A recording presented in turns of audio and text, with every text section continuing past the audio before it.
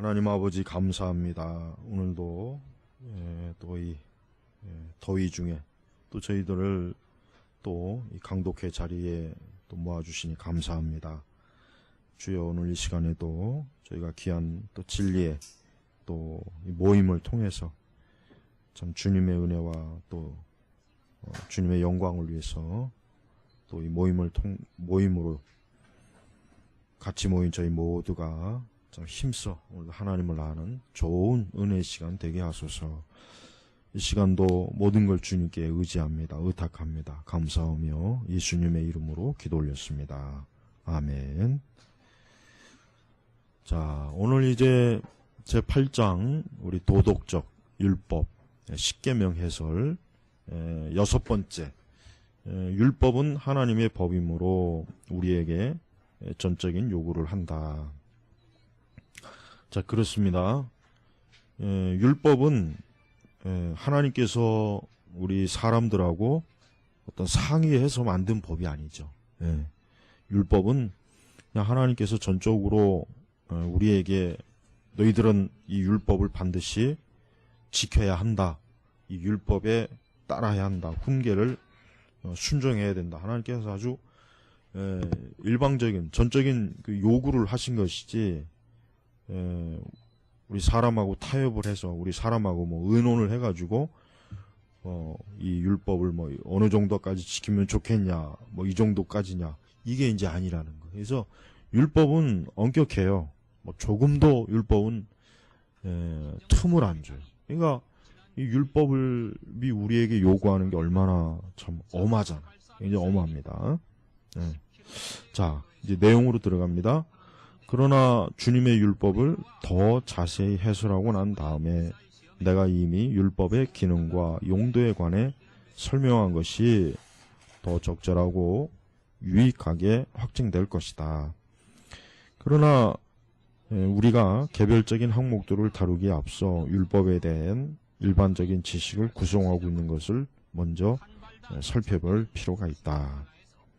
첫째로 율법을 통해 사람의 생활이 외적으로 정직하게 될 뿐만 아니라 내적이고 영적으로 의롭게 된다는 사실에 동의하도록 하자. 그렇습니다. 율법은 어쨌든 율법을 통해서 사람이 뭐 거듭나고 중생하거나 뭐 율법 자체가 우리 사람을 의롭게 하는 건 아니지만 확실히 우리가 기독교 역사를 보면 뭘 알 수 있냐면 서구의 그 기독교 역사를 보면은 이 율법에 엄격하게 적용되는 그런 사회와 그런 그 시대는 그만큼 보편적으로 그 사람들이 어땠습니까?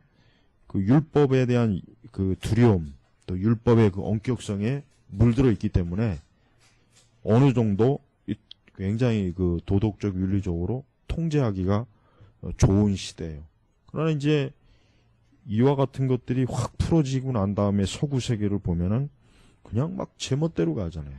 그래서 가장 가까운 1960년대만 보더라도 뭐 성경이라든가 뭐 기독교 이런 것들을 막 사람들이 영향력이 줄어드니까 서구 사회가 막 여러 막 동성애, 페미니즘, 그다음에 뭐 어떤 온갖 성적 타락, 마약, 또 사회 어떤 도덕적, 윤리적인 이런 것들이 막 급격하게 추락한 이유가 뭐예요? 그때까지 있었던 그 기독교 신앙, 이 성경의 영향이 퇴조했기 때문에 그런 현상이 나타나는 거란 말이에요.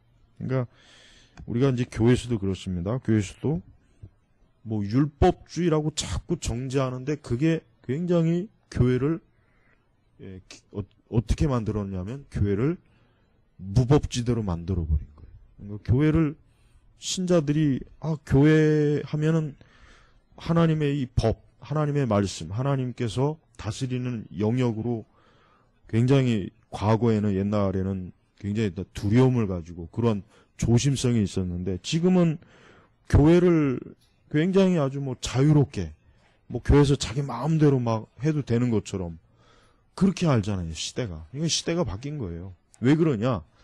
하나님의 율법을 강조하지 않으니까 그렇게 된 거예요.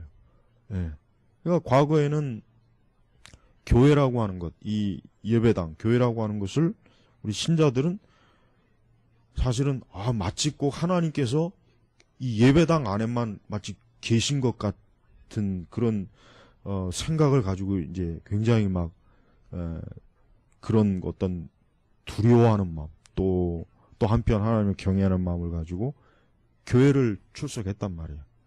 근데 지금은 어떻습니까? 지금 굉장히 자유스럽잖아요. 뭐 교회라고 해서 뭐 어떤 무슨 뭐 세상 어떤 뭐 음식점이나 무슨 뭐 장소와 별로 다를 바가 뭐가 있냐 뭐 이런 식으로.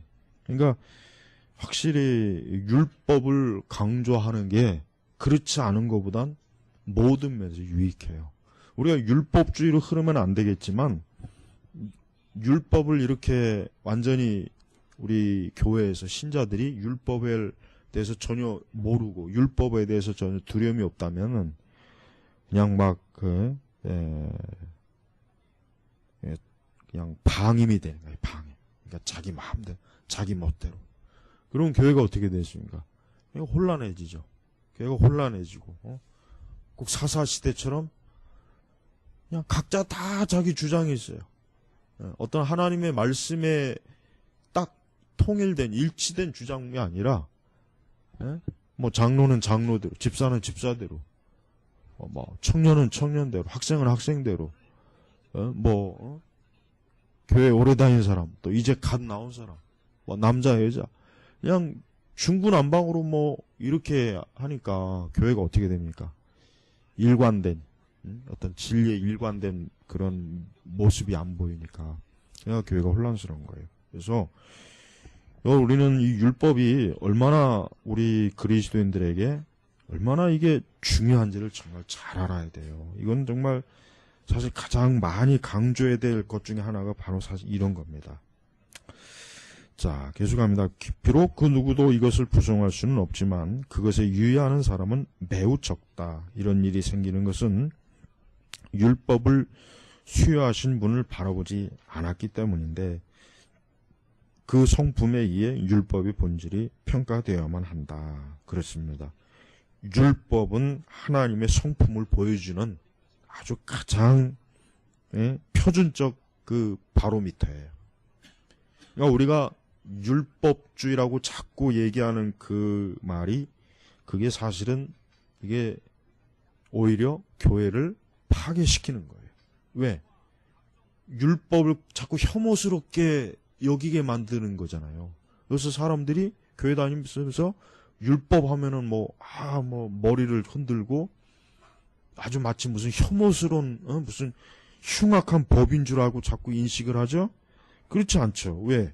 한번 율법을 직접 봐요.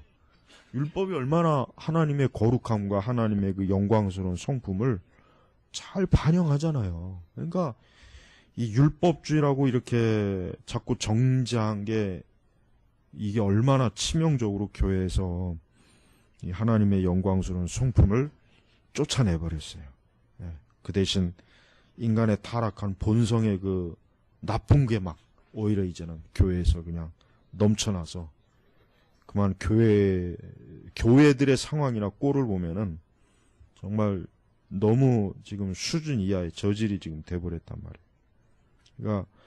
그러니까 올바른 교회는요 율법을 강조하는 교회예요.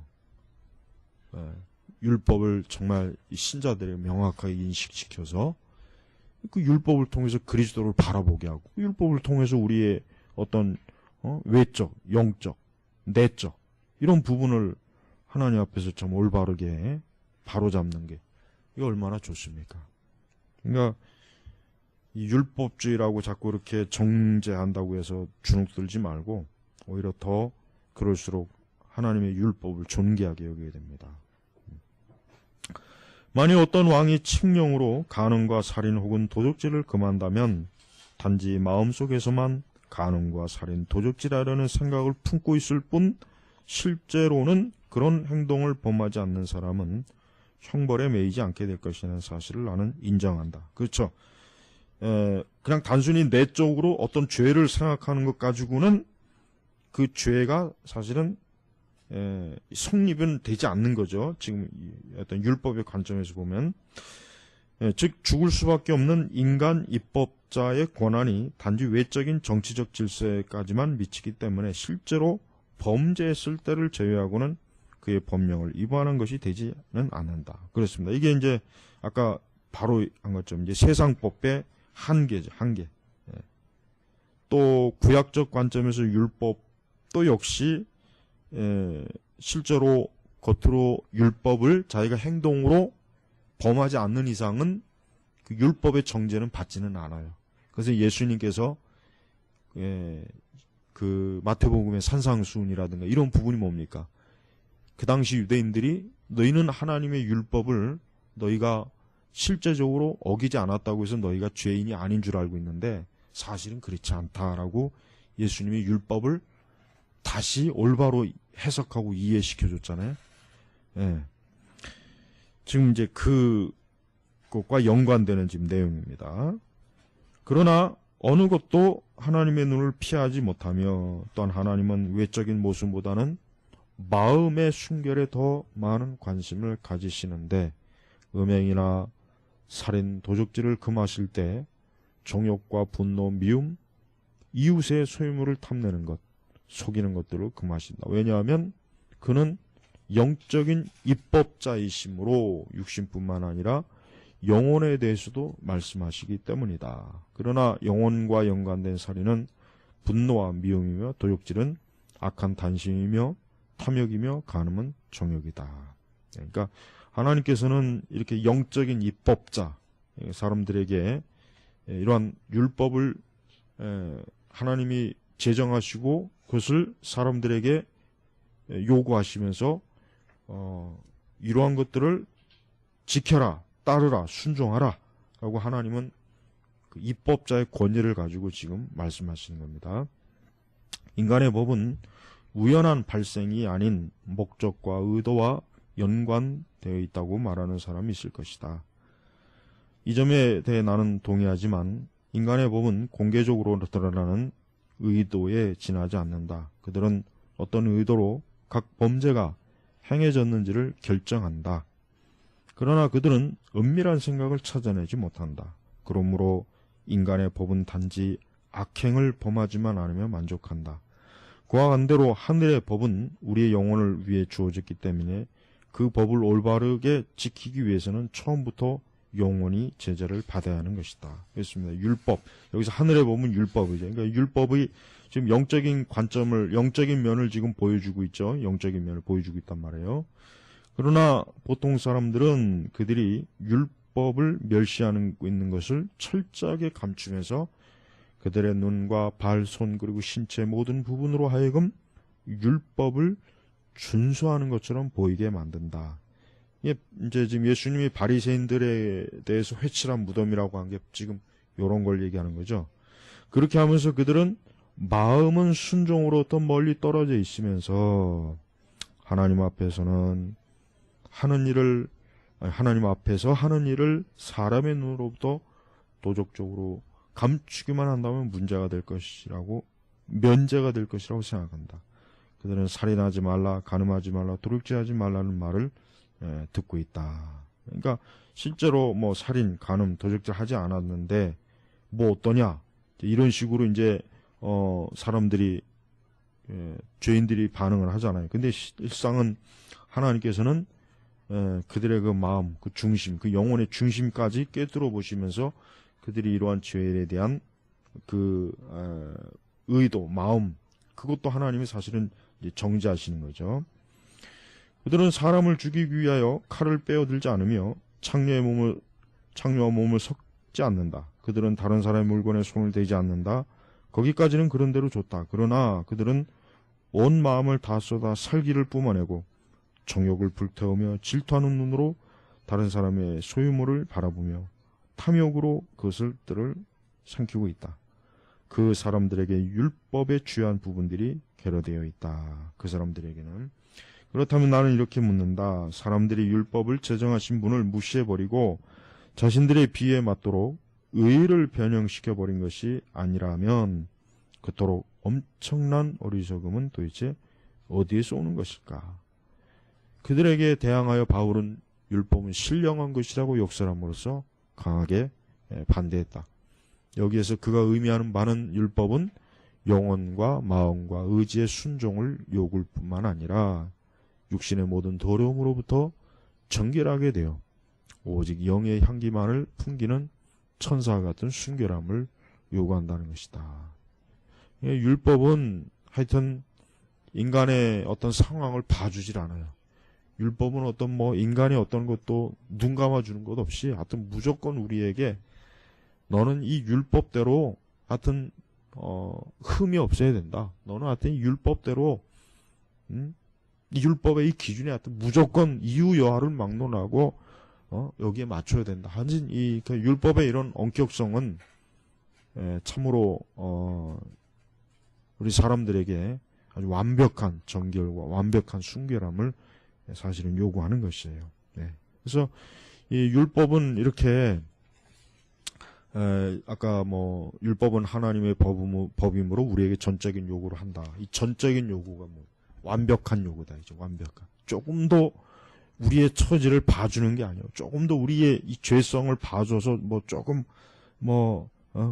흠이 있어도 조금 흠이 있으면 괜찮다. 하여튼 율법은 그런 게 없는 거예요. 아예 일체 아주 완벽한 100%의 정결과 순결함을 사실 요구할 만큼 율법의 엄격성은 굉장히 큽니다. 자, 7번째, 그리스도께서는 친히 율법에 대한 올바른 이해를 회복시키셨다. 그렇습니다. 사실은 예수님 당시에 사실 바리새인들도 그렇지만 많은 그 당시 유대인들이 율법을 결국은 오해했거나 잘못 이해하고 있거나 율법이 뭔지를 대해서 전혀 무지했거나 바로 그런 상태예요.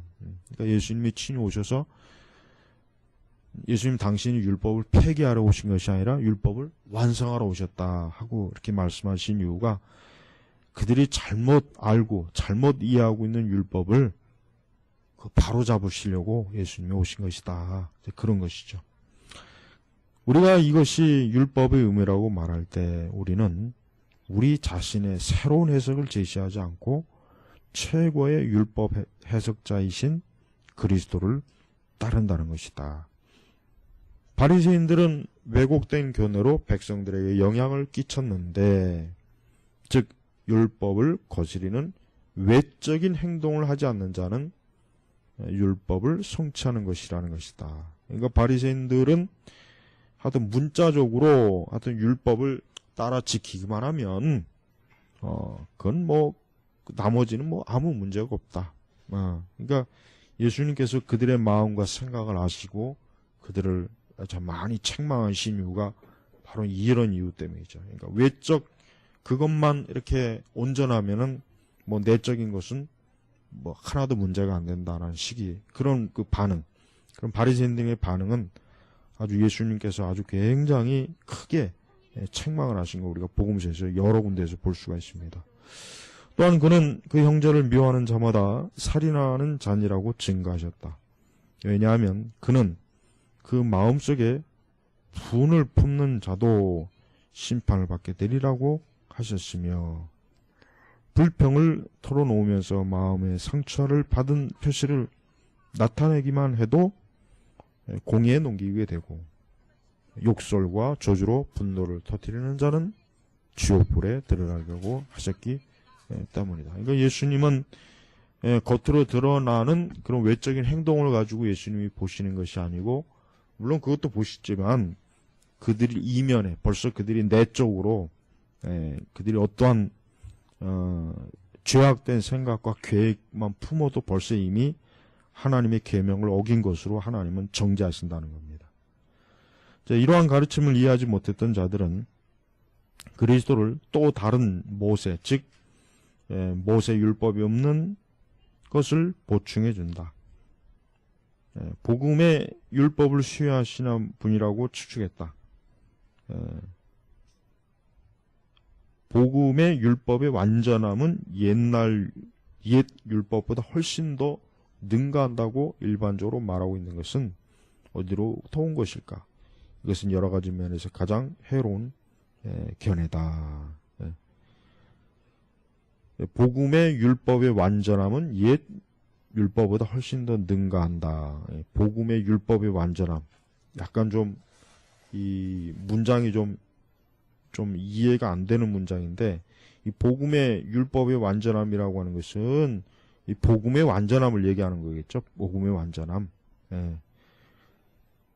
그래서 우리가 이 율법과 복음의 관계를 바르게 잘 이해해야 신약교회가 특히 이 율법에 대한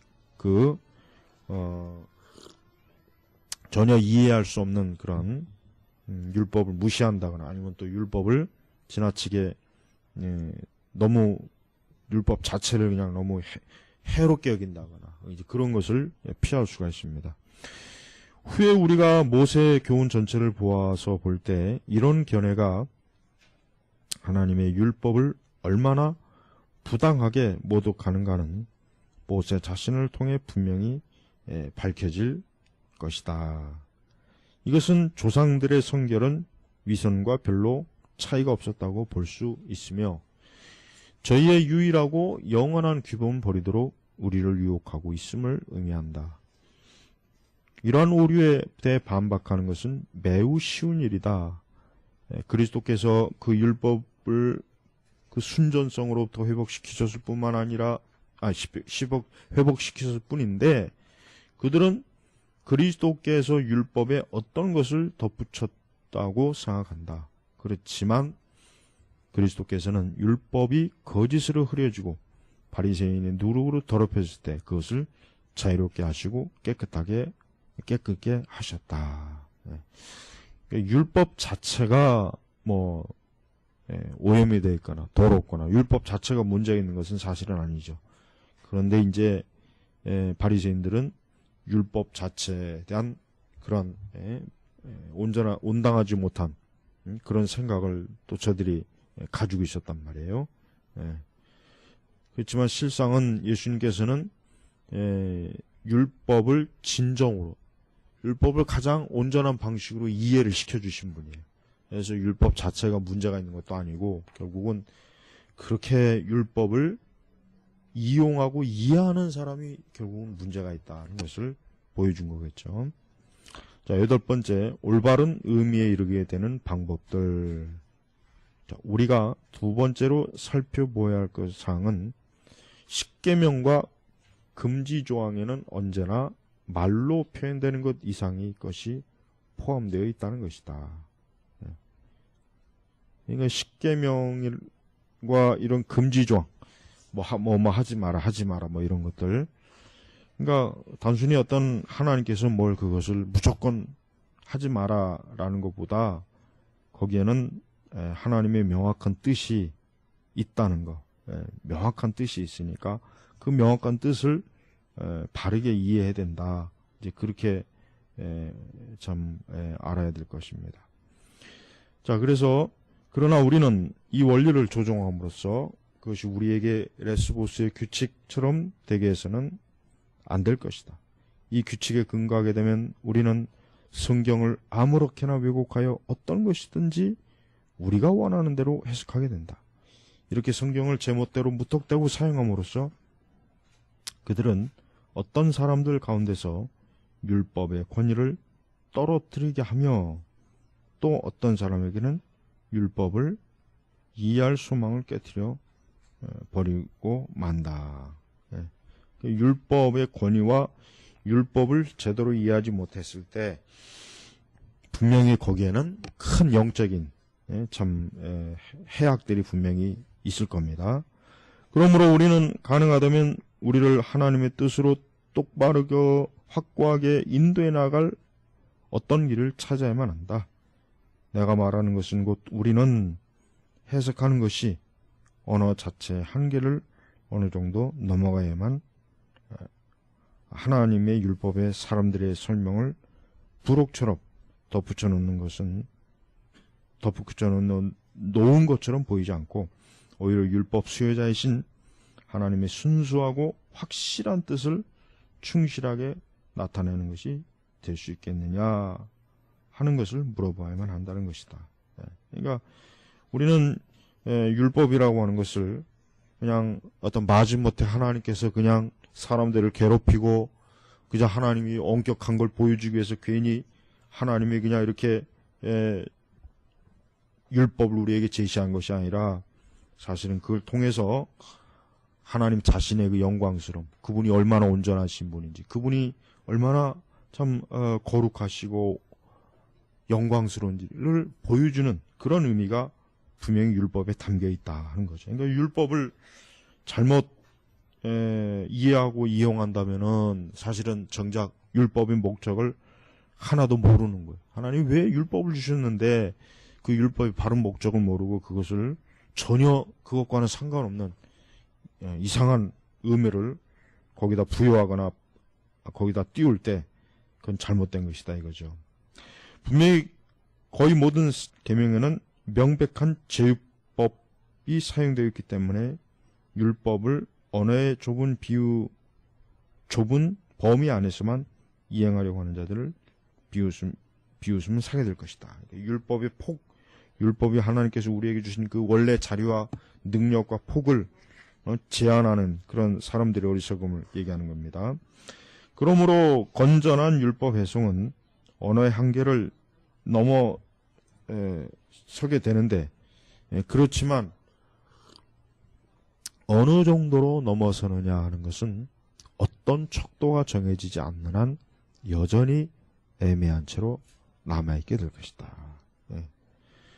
그런데 나는 계명이 주어진 이유에 관심을 집중시키게 된다면 그것이 최선의 규칙이 될 것이라고 생각한다. 즉, 각 계명에 있어서 그것이 왜 우리에게 주어졌는지를 생각해 볼 것이다. 예를 들면 모든 계명은 명령하시든지 금지하시든지 둘 중 하나다. 만약 우리가 그 목적을 살펴보면 그 명령이나 금지의 진상이 즉시 떠오르게 된다. 다섯 번째, 계명의 목적은 하나님께서 영화롭게 하신 자들을 영화롭게 하는 데 있다.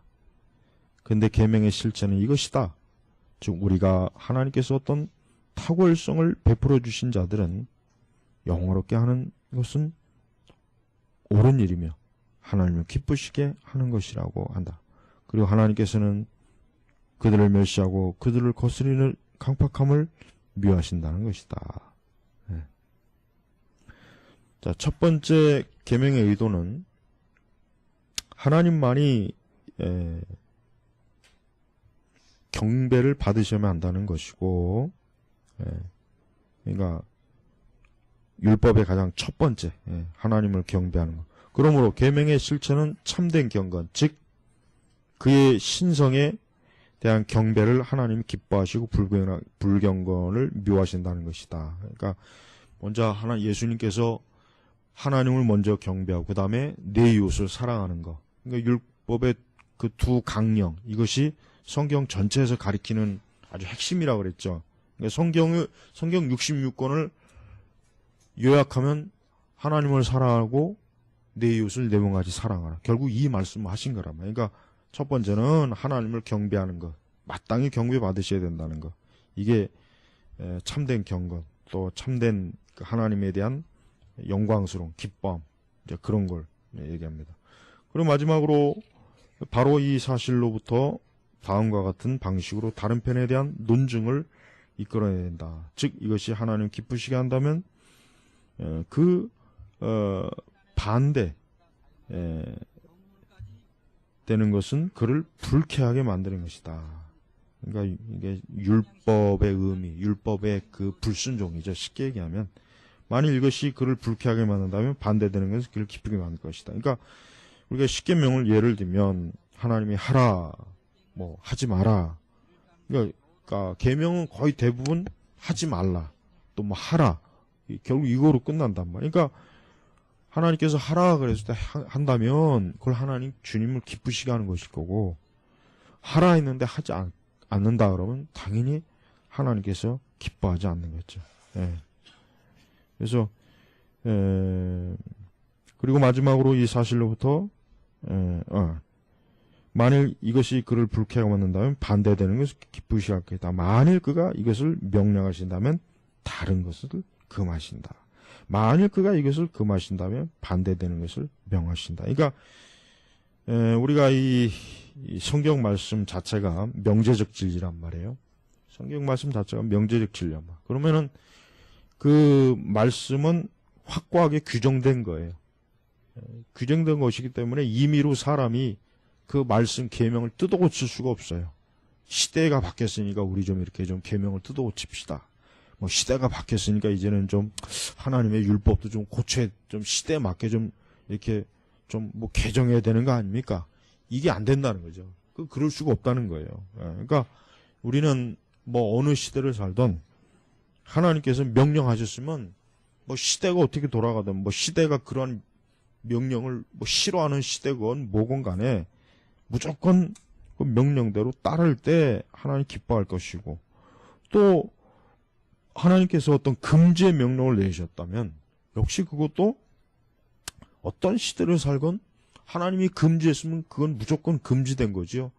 그게 뭐 시대가 바뀌었으니까 이제 좀 하나님이 금지한 걸 좀 이제 좀 우리가 풀자, 사람이. 그걸 이제는 우리가 좀 이렇게 좀 부드럽게 완화하자.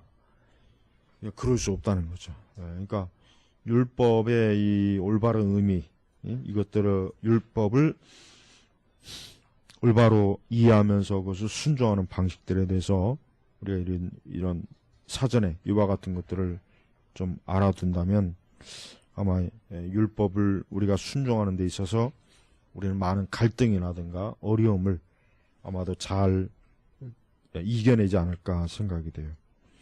9번째 보면 명령과 금지. 지금 우리가 애매하게 언급하고 있는 것은 실제로 계명들을 해설할 때 분명해질 것이다. 그러므로 여기에서는 이 문제에 대해 언급하는 것으로 만족해야겠지만 마지막 요점에 대해서는 별도의 증거를 가지고 간략하게 확증해야 한다. 그렇지 않으면 그것은 이해되지 않을 것이며 혹 이해된다고 할지라도 처음에는 어리석게 보일 것이다. 우리는 선한 일을 명해질 때 그것과 충돌하는 악한 일이 금지된다는 것을 굳이 증명할 필요가 없다. 이 사실에 대해 인정하지 않는 사람 단 한 사람도 없을 것이다. 그러니까 하나님께서 어떤 명령을 내리셨으면 그 명령은 분명히 두 반응이 나타나죠. 하나님의 계명, 명령은 그걸 따르는 반응 아니면 안 따르는 반응, 불순종하는 거예요. 둘 중에 하나. 이거 뭐 따르기도 하고 안 따르기도 하는 그거는 중간은 없어요. 그러니까 우리가 이 하나님께서 우리에게 어떤 것을 말씀하시고 명령하실 때 우리는 그것이 하나님의 뜻이임을 우리 자신부터 전적으로 인정하고 그 뜻에 반대가 되는 어떤 그런 의무나 책임, 그러한 일들을 우리가 거기에 우리 자신이 그런데 몸담아서 그런 어리석은 잘못된 일에 우리가 참여하면 안 되겠죠. 사실상 덕이 칭찬받으면 그 반대되는 악이 정죄된다는 것은 하나의 상식이다. 상식적인 일이다. 그렇죠. 하나님이 어떤 선한 것이 칭찬을 받으면 당연히 그 선에 반대되는 악은 당연히 정죄를 받겠죠. 악이 칭찬을 받지는 않겠죠. 우리는 이것을 넘어서서 덕은 악행에 반대되는 의무와 행위라고 말한다. 악행에 반대되는 의무와 행위. 그러니까 덕은 선의 관점으로서의 덕이고 악행은 악의 관점으로서의 악한 어떤 열매, 행동, 태도, 그런 반응, 그걸 얘기하는 겁니다. 그러니까 우리가 이 하나님의 그 거룩함을 이렇게 넘어서서 우리는 하나님의 그 뜻에 순종하고 하나님의 뜻에 우리가 참여함으로써 우리 자신이 참 하나님 앞에서 온전한 사람으로서 우리가 나타내는 것입니다. 자, 그래서 그러므로 살인하지 말라는 계명에 있어서 사람의 상식은 그것을 남에게 그릇된 행동을 하거나 그런 것을 하려는 마음을 갖지 말라는 뜻이라고만 생각한다. 그러나 이것 외에도 그 계명에는 우리가 할 수 있는 모든 것을 다하여 이웃의 생명을 위해 도움을 주어야 한다는 요구사항이 포함되어 있다. 좀 더 적극적인 거죠. 예수님이 그 산상수훈이나 그 예수님의 그 결국은 율법에 대한 관점은 보면은 수동적인 그 구약적 개념에서 좀 더 적극적인 개념으로 예수님은 그것을 항상 더 바르게 이해시켜 주셨어요. 그러니까 예수님이 보신 율법과 그 당시 유대인들과 그 중에서도 바리새인들이 본 율법 이 관에는 굉장히 차이가 많았던 거예요. 굉장히 많았던 거예요. 그것이 굉장히 매번 예수님과 바리새인들이 충돌하게 되는 원인이 바로 그런 것 때문이란 말이에요. 그런 것 때문에. 우리는 오늘날에도 우리가 하나님의 말씀을 어떻게 우리가 받아들이냐, 이게 참 굉장히 참 중요한 문제예요. 이게 아주 중요한 문제.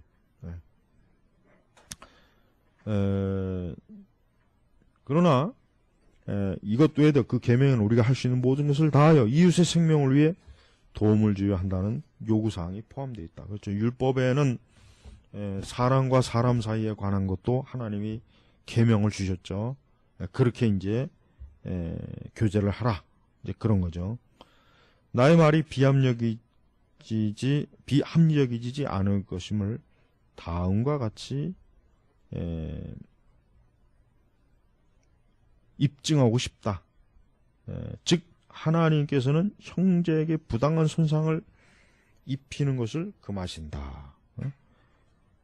그 이유는 우리가 형제의 생명을 소중하게 여기지기를 원하기 때문이다.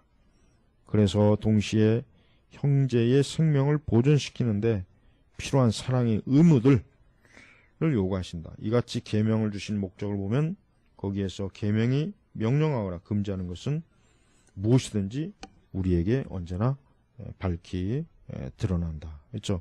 계명은 어떤 신비한 지식이 아니죠. 계명은 신비한 지식이 아니에요. 뭐지 몰래 숨겨놓고 그저 몇몇 소수의 사람들만 뭐 계명을 마치 무슨 그 계명 자체가 무슨 뭐 아주 뭐 신비적인 무슨 오묘한 숨겨놓은 무슨 비법이나 되는 양. 계명은 그게 아니라 뭐 계명은 하나님께서 정말 사람들이 보고 듣고 알 수 있도록 하나님께서 계명을 공개적으로 개방시킨 거. 그러니까 우리 기독교의 계명은 모든 사람이 보고 알 수 있도록 하나님께서 그 계명을 활짝 이 세상에 보여주신 거예요. 자, 10번째, 율법은 강력한 언어를 사용하여 우리에게 충격을 줌으로써 죄를 더욱 미워하신다. 여기도 아까 이제 계명은 굉장히 우리 그리스도인들이 볼 때도 그 계명은 상당히 하나님께서 우리에게 명령하시고 요구하신 것이 얼마나 엄격하고 명백한지를 뚜렷이 보여줘요. 애매한 게 없어요. 그러니까 그 뜻을 몰라서 이걸 어떻게 이해를 해야 되지? 이걸 어떻게 이해하고 순종해야지? 그런 율법이 없어요. 하나님께서는 사람들이 워낙 교활한 걸 잘 아시기 때문에 조금이라도 이해를 안 하고 어려우면은 냉큼 돌아선다는 걸 잘 아요. 그러니까 하나님께서 율법을 아주 명백하게 금할 건 금하고 또 죄로 정죄할 건 정죄시키고, 그래서 아주 뚜렷하게 하나님을 알게 하시니, 그게 참 하나님의 그 영광스러운 성품을 보여주는 또 하나의 본입니다. 자, 이같이 계명을 주신 목적을 보면 거기에서 계명이 명령하거나 금지하는 것은 무엇이든지 우리에게 밝히 드러난다. 자, 10번째, 율법은 강력한 언어를 사용하여 우리에게 충격을 줌으로써 죄를 더욱 미워하게 한다. 여기서 강력한 언어, 그러니까 하나님께서 그 율법을 순종하지 않으면 어떠한 재앙과 저주를 내가 너희들에게 내리겠다라는 아주 단호한 하나님의 그 강포한 그 모습을 율법을 통해서 보여준다. 그거죠. 하나님께서는 말하자면 반쪽 계명으로 자신이 의도하는 바를 그의 그 표현대로 그대로 표현하지 않으시고 죄율법을 통해 암시하신 이유가 무엇인가? 이에 대해 다른 이유들이 서로 제시되기만 한다면 이 한 가지 이유가 특별히 만족할 것이다. 즉 죄의 더러움이 명백하게 드러나지 않는 한 육신은 언제나 그것을 깨끗하게 씻어버리려 하며 그럴듯한 구실을 붙여 덮어버리려고 하기 때문이다. 그러니까 그만큼 사람의 본성이 어때요? 아주 교활하다는 거죠. 그러니까 자기 편리한 대로 자기가 이해하고 자기에게 좀 유리하고 자기에게 좀 더 유익이 되는 방향으로 모든 관점을 이렇게 그냥 그때그때 서로 다르게 그렇게 알고 있다 이거죠. 그러므로 하나님께서는 각종 범죄 중에서 가장 무섭고 사악한 요소를 들어 설명하심으로써 그것을 듣고 우리는 떨게 되는데, 이런 각종 죄악에 대해 더욱더 강한 혐오감을 우리에게 마음에 심겨주기 때문이다. 우리 악행들을 평가할 때 우리는 이것에 종종 속아서 어느 정도 숨겨진 것에 대해 무시하게 된다. 그러니까 율법은 죄에 대한 혐오감을 가져다 주죠. 죄에 대한 혐오감. 율법은 우리가 율법을 잘 알면 알수록 확실히 죄를 좋게 보기보단 아주 죄를 강하게 혐오감 있게 보게 돼. 그래서 율법을 모르는 것보다 율법을 아는 게 계속 좋은 거예요. 그러니까 자꾸 율법주의 그런 말 쓰면 안 돼요. 언제 제대로 된 교회가 어디 율법을 통해서 구원받으라고 그렇게 가르치겠어요? 그렇게 설교하겠어요? 그럴 일은 없어요. 그죠? 그런 때가 어디 있습니까? 다만 이제 우리가 복음의 그 자유라든가 복음의 능력, 복음의 영광을 너무 자칫하면 이제 율법으로 가리는 게 좀 문제이지, 신약교회는 구약 성도들 못지않게 율법의 그 내용들을 잘 알고 있다면 확실히 어때요? 우리가 이 세상을 살아가는데 그 많은 죄들에 대해서 굉장히 혐오감을 갖게 되니까 우리가 그 죄를 피하게 되고, 죄를 피하게 되면 당연히 우리의 경건과 거룩에 얼마나 유익이 돼요. 그러니까 지금 이 교회마다 율법은 구약, 그건 율법주의, 아예 딱 이렇게 단정하는 경우가 지금 여전히 지금도 그런 일들이 많다는 거 우리가 알아야 돼. 그래서 아예 율법을, 구약 성경에 있는 율법에 대해서 그것이 뭔지도 잘 가르쳐 주지도 않고, 교리 교육도 안 하니까 당연히 가르치지도 않을 것이고. 그래서 참 이게 마치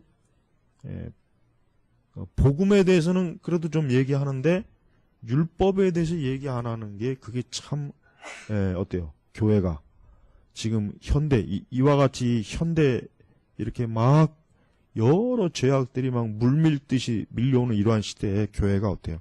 그 방파제가 무너진 거예요. 그러니까 방파제가 무너지니까 죄가 교회 안에까지 막 파고들잖아요. 그래서 동성애에 대해서도, 그러니까 동성애에 대해서 지금 왜 이 동성애를 옹호하는 사람들이 가만히 주장을 보면은 그들은 구약에 있는 율법을 전혀 염두에 두질 않아요. 그건 옛날 구약 시대 것, 이스라엘 백성들에게 하나님이 요구하신 구약의 그리스도의 속죄 이전의 것. 그러니까 동성애자들에게 구약의 율법에 이렇게 남자 여자와 이렇게 서로 이렇게 교접하고 이런 거 하나님이 저주했더니 않느냐. 근데 그렇게 제시를 하게 되면 그들은 그거는 율법이다 이거예요. 율법. 왜 신약교회가 율법하고 무슨 상관이 있냐. 그러니까 우리가 동성애를 비판할 때 이 구약의 율법을 가지고 비판을 해야 돼요. 그래야 그들이 잘못 알고 있는 거. 마치 신약 성경에는 동성애에 대해서 이스라엘 백성에게 요구했던 그런 율법의 엄격함이 없었다라는 이러한 아주 그 교묘하게 왜곡된 그런 그 동성애 옹호 주장을 이게 사전에 차단할 수가 있는 거예요. 그래서 교회가 왜 이렇게 동성애에 대해서 자꾸 이제는 호의적이 되느냐? 다른 게 아니에요. 율법을 모르니까 그러는 거예요. 율법을 모르니까 지금 그런 현상이 지금 나타나는 거란 말이에요. 그러니까 율법주의라고 하는 말을 잘못 이해해서 마치 구약의 율법을 이렇게 가르치고 이해시키고 구약의 율법의 의미를 우리 신약의 성도들이 알아야 되는 것까지도 율법주의로 이렇게 확 몰아붙이니까 그러니까 교회에서 어때요? 아예 안 가르치잖아요. 십계명도 십계명 아는 사람이 몇 명이나 있겠어요. 십계명 거의 못 외워요. 십계명의 내용이 뭔지도 몰라요. 그런 사람이 그게 어떻게 이 세대에서 어떻게 하나님의 뜻을 온전히 따를 것이고 어떻게 경건과 거룩을 그러한 그 신앙 생활을 할 수가 있겠나 이거 절대 못하는 겁니다. 그래서 우리가 그 여러 요리문답을 보면은 뭐 요리문답 쭉 역사적 뭐 도르트 뭐 또 벨직 웨스터민스터 소요리 뭐 신앙국 이런 여러 요리문답을 보면은 십계명 해설이 다 들어가 있단 말이에요. 거의 대부분. 그 왜 들어갔냐 이거 왜 그 교리문답 하는 사람들이 뭐 율법주의를 몰라서 그 교리문답 속에 해설시켜 놨겠어요? 그게 중요하니까 그런 거예요. 중요하니까. 그래서 지금 신약 교회들이 이렇게 복음주의 교회들이 율법에 대한 이해가 전혀 없어요. 율법에 대한 좀 좋은 신학 책들과 그런 도서들을 좀 읽어서 우리가 이게 율법에 대해서 너무 오해했구나. 사도들이 과연 이런 식으로 교회를 목회했을까? 이렇게 사도들이 무율법주의적 관점으로 과연 복음을 전했겠는가? 한번 진지하게 좀 우리가 생각을 정말 해봐야 돼. 중요한 거예요. 자, 주님께서는 우리로 하여금 이러한 속임수에 대해 깨닫게 해주시는데 그것은 그가 전체 사악함을 이러한 범주 즉 각 종류가 얼마나 사악한지 가장 잘 보여주는 범주에 돌리는데 익숙하실 때다. 예를 들면 분노나 미움이 그 자체 이름들 즉 분노나 미움으로 불릴 때 우리는 그것들을 저주를 받을 것으로 생각하지 않는다. 그러나 그것들이 살인이라는 이름으로 금해질 때는 우리는 그것들이 하나님 보시기에 얼마나 가증스러운 것이며 하나님 말씀에 의해 무서운 범죄 수준으로 떨어진다는 것을 이해하게 된다. 그렇죠? 그냥 분노, 미움 뭐 이러면은 뭐 그냥 별 볼 일 없는 뭐 죄. 그러나 그것이 바로 마음속으로 분노하고 미워도 그게 바로 살인한 것이다. 그러면은 이 분노나 미움도 엄청난 죄구나 하는 그 죄의 실상을 더 확실하게 인식했다는 거죠. 더 확실하게.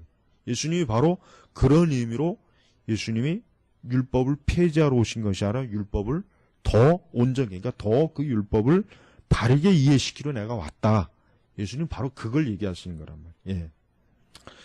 이와 같이 우리는 하나님의 판단에 영향을 받아 우리 자신이 이전에 우리에게 사소한 것처럼 보이던 범죄들이 얼마나 중대한 것인가를 더욱 더 잘 헤아리게 될 수 있다.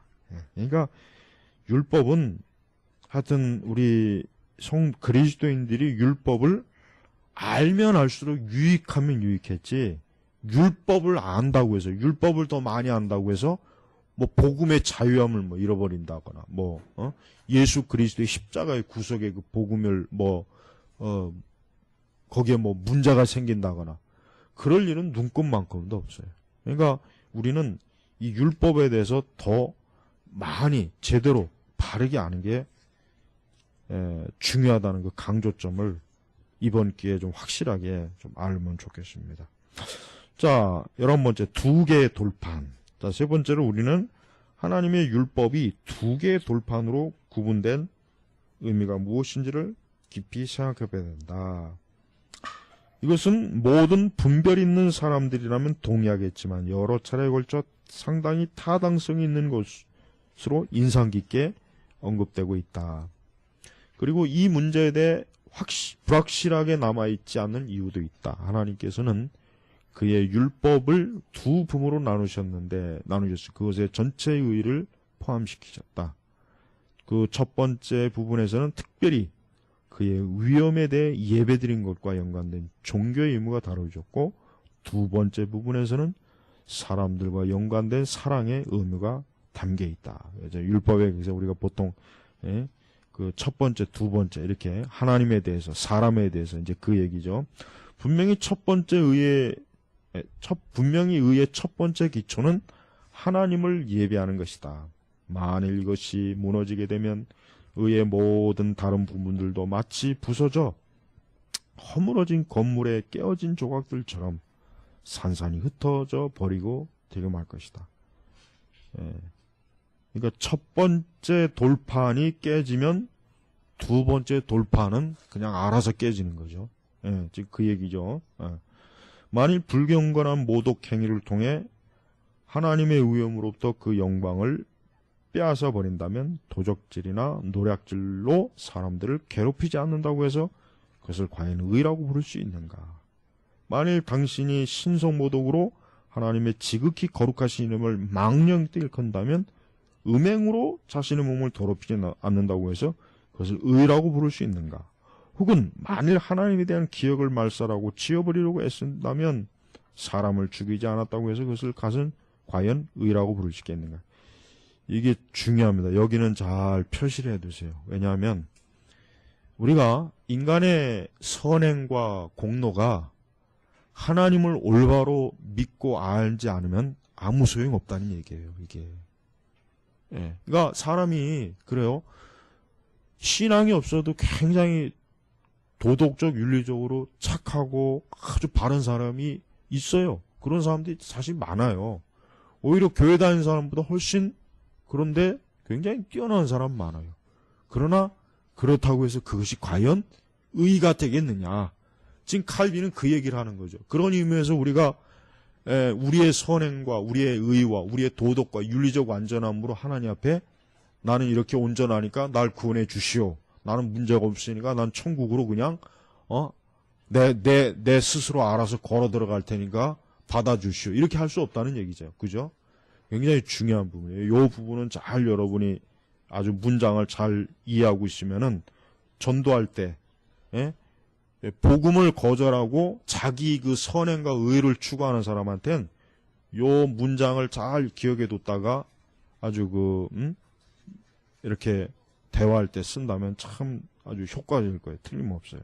그러니까 의 자체가 하나님을 전제로 하지 않으면 의라는 건 아예 없다는 거예요. 그러니까 사람이 하나님을 알지 못한 상태에서는 아무리 그가 착하건 올바르건 윤리적으로 괜찮은 사람이건 좋은 사람, 이건 하나님 앞에서는 인정받을 수가 없다는 거예요. 바로 기독교의 가장 독특함이 지금 여기서 나오는 거예요. 경건이 없이 의를 부르짖는 것은 헛된 일이다. 이것은 사지가 잘리고 목이 베인 시체를 아름다운 것이라고 전시하는 것만큼이나 불합리한 일이다. 경건은 주요한 부분일 뿐만 아니라 몸 전체가 호흡하고 생기를 불어넣은 영혼 그 자체다. 하나님을 경외하지 않으면 사람들은 서로 간의 공평성과 사랑을 보존하지 못한다. 그러므로 우리는 하나님께 드리는 예배를 의의 시작이며 기초라고 부른다. 그것이 없어진다면 사람들 사이에서 아무리 공평성과 극기 혹은 절제를 지킨다고 할지라도 하나님 보시기에는 공허하고 무가치하다. 그렇습니다. 세상의 모든 이방 종교들도 결국 여기서 다 걸러지는 거예요. 세상의 이방 종교들이 아무리 좋은 가치, 어떤 인류의 대의, 인간의 어떤 뭐 인간이 어떤 그 모든 좋은 것들을 다 쏟아붓는다고 해도 하나님을 경외하지 않는 이상은, 우상을 경외하고 우상을 섬기는 이상은 그들이 가지고 있는 모든 그런 것들은 공허하고 무가치하다. 네, 그렇게 보면 됩니다. 우리는 하나님께 드리는 예배를 의의 근원과 영이라고 부르는데, 그 이유는 만일 사람들이 하나님을 옳고 그름을 심판하신 분으로 존경한다면 예배 드리는 것부터 서로가 적절하게 그리고 해를 입히지 않고 살아가는 것을 배우기 때문이다.